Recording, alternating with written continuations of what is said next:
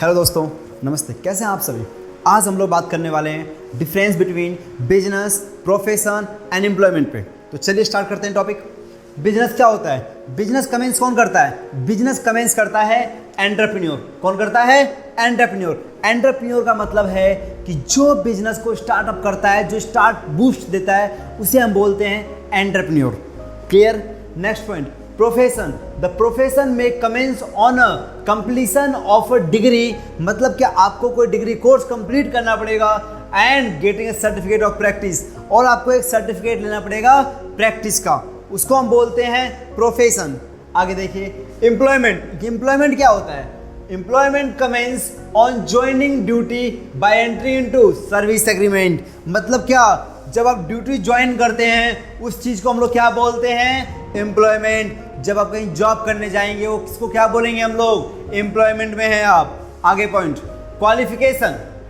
इसमें कोई क्वालिफिकेशन नहीं चाहिए। किसमें दोस्तों? बिजनेस में कोई क्वालिफिकेशन रिक्वायर्ड नहीं होती जब हम बिजनेस स्टार्ट करते हैं तो।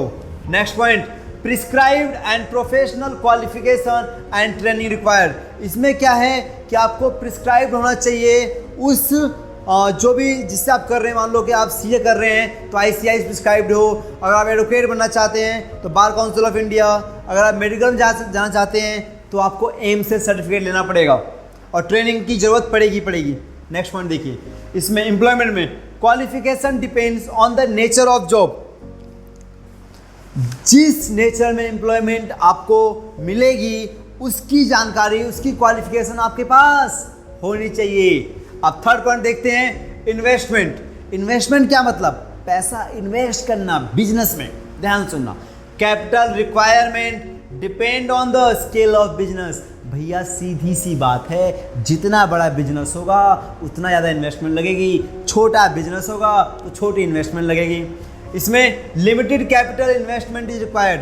मतलब क्या कि जो कैपिटल लग रही है ना दोस्तों, वो क्या है? कम लगती है। जैसे कि मैंने टीचिंग का स्टार्ट किया प्रोफेशन अपना, तो मैं एक वाइट बोर्ड ले आया, 10 कुर्सी ले आया, मेरा काम स्टार्ट हो गया, तो कैपिटल मेरी कम लगी। अभी लास्ट देखो, no capital investment is required.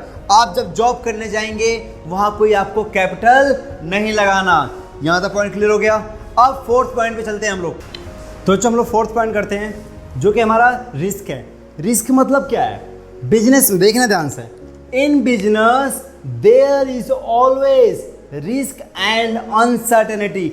अगर आप बिजनेस करेंगे तो उसमें हमेशा रिस्क लगा रहेगा, अनसर्टेनिटी बनी रहेगी दोस्तों। मतलब क्या है कि ऐसा नहीं है कि बिजनेस आपने किया और सक्सेसफुल हो जाएगा। भाई उसमें रिस्क के चांस ज़्यादा होते हैं बिजनेस में, जब तो लोग बिजनेस नहीं करते, लोग जॉब ढूंढते हैं। Point clear? अगला देखिए, in the profession there is little risk. क्या? Little risk present. मतलब क्या? रिस्क प्रेजेंट होता है लेकिन प्रोफेशन में रिस्क प्रेजेंट कम होता है, छोटा सा होता है। Next point, employment. एम्प्लॉयमेंट क्या है? In employment there is no risk. Employment में दोस्तों कोई रिस्क नहीं होता, क्योंकि वो किसी के यहाँ जॉब कर रहा है तो उसे क्या मतलब, उसे फायदा हो या नुकसान हो, उसे तो सिर्फ अपनी सैलरी से मतलब है। चलिए ठीक है, नेक्स्ट पॉइंट करते हैं, transfer of interest. Transfer of interest is possible with some formalities. आप अपना ट्रांसफर ऑफ इंटरेस्ट किसी को ट्रांसफर कर सकते हैं। क्या मतलब भैया? मान लो कि मेरी एक स्टेशनरी शॉप है, मैं चला रहा हूँ, अब मुझे कहीं 2-3 दिन के लिए जाना पड़ रहा है, तो वो बिजनेस में अपनी फैमिली वालों को दे सकता हूँ कि 2-3 दिन आप बैठ जाना। तो मतलब क्या, जो ट्रांसफर ऑफ इंटरेस्ट था मैंने वो क्या कर दिया? ट्रांसफर कर दिया। पॉइंट क्लियर है? लेकिन प्रोफेशन में transfer of interest is not possible. भैया ट्रांसफर ऑफ इंटरेस्ट क्या है? पॉसिबल नहीं है। किसमें? ट्रांसफर इंटरेस्ट प्रोफेशन में पॉसिबल नहीं है। ऐसा तो नहीं है कि डॉक्टर कहीं घूमने जा रहा है और अपने बीवी से बोल दे कि काम करना, पेशेंट को तुम चेक कर लेना, तो चेक करती रह जाएगी फिर। आगे देखो, ट्रांसफर नॉट पॉसिबल, इसमें भी पॉसिबल नहीं है दोस्तों। किसमें? एम्प्लॉयमेंट में। ऐसा नहीं है कि मान लो कि मैंने किसी को जॉब पे रखा, वो जॉब करने आ रहा है, उसका आज मन नहीं है काम करने का, उसने अपनी वाइफ को भेज दिया, ऐसा पॉसिबल नहीं है। Clear point? लास्ट पॉइंट नहीं है आपका, 1-2 पॉइंट और रह गए हैं, इसके बाद देखो, मेन ऑब्जेक्टिव। मेन उद्देश्य क्या होता है बिजनेस खोलने का? क्या है? On profit. जो मेन उद्देश्य है दोस्तों बिजनेस खोलने का वो है हमारा प्रॉफिट। आगे देखो प्रोफेशन में, the main objective profession is to provide service. क्या मेन ऑब्जेक्टिव क्या होता है? सर्विस प्रोवाइड करना। किसमें? प्रोफेशन में। और एम्प्लॉयमेंट में क्या है? The main objective employment is to earn income. भैया हमें इनकम कमानी है, हम जॉब कर रहे हैं, हमें पैसा चाहिए। In the form of salary. किस फॉर्म में? सैलरी के फॉर्म में। और क्या करने के बाद? जिसके हम काम कर रहे हैं उसको सेटिस्फाई करने के बाद हमें सैलरी चाहिए। ये मेन उद्देश्य होता है जॉब करने वाले का। पॉइंट क्लियर है? चलिए हम नेक्स्ट पॉइंट करते हैं। तो चलिए हम नेक्स्ट पॉइंट चलते हैं। नेक्स्ट पॉइंट है हमारा code of conduct. Code of conduct क्या होता है बच्चों? ध्यान सुनना। There is no prescribed code of conduct for business. मतलब क्या कि कोई भी कोड ऑफ कंडक्ट, कोई भी रूल्स एंड रेगुलेशन नहीं बना है बिजनेस ओपन करने के लिए। क्लियर? कोई भी बिजनेस ओपन कर सकता है। आगे देखना, प्रोफेशन।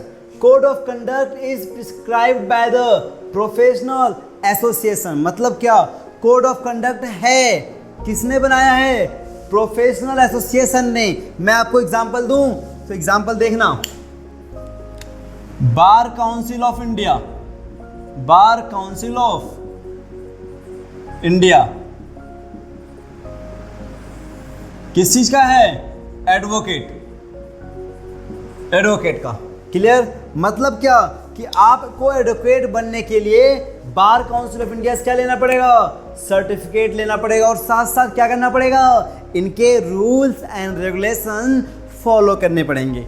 अगला point, employment. The terms and conditions of service contracted are applicable to an employ. मतलब क्या कि जो कॉन्ट्रैक्ट हुआ है आपका, जो उसमें रूल्स एंड रेगुलेशंस बताए गए हैं वो एम्प्लॉय को फॉलो करने पड़ेंगे जॉब के टाइम पे।